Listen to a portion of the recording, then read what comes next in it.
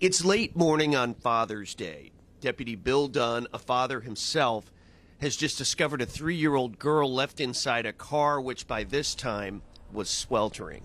I mean, you go from, it was probably 80 degrees outside to where you have 109, 110 degree steam just rushing out at you. When you opened that car door? When I opened the car door.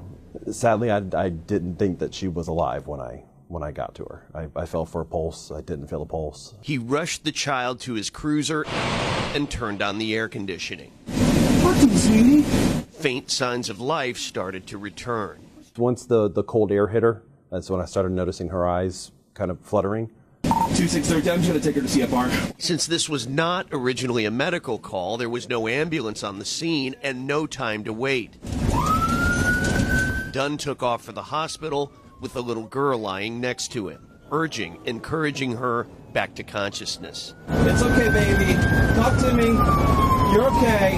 I remember one thing distinctively was my hand on her chest and feeling her heart racing. It was beating real fast. But that was a good thing. Absolutely. She got a heartbeat. At the hospital trauma room, the medical team was ready and waiting. After dropping off the child, there was nothing more Dunn could do. He walked out to his patrol car and slumped over.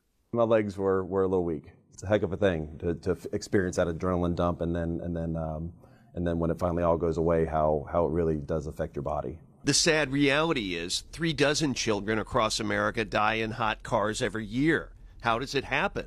According to scientists who study these tragedies, they often start with some sort of disruption in the family routine. Mom is overslept. Dad is late for work.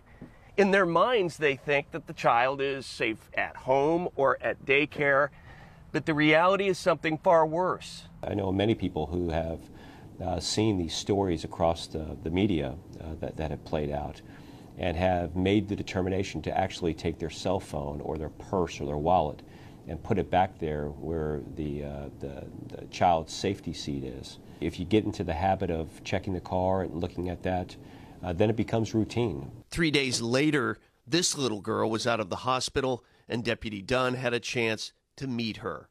It meant everything to me. I was so happy I was able to do that.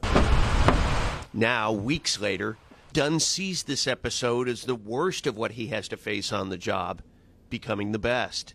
Sometimes we're able to have a moment like this that makes it all worthwhile.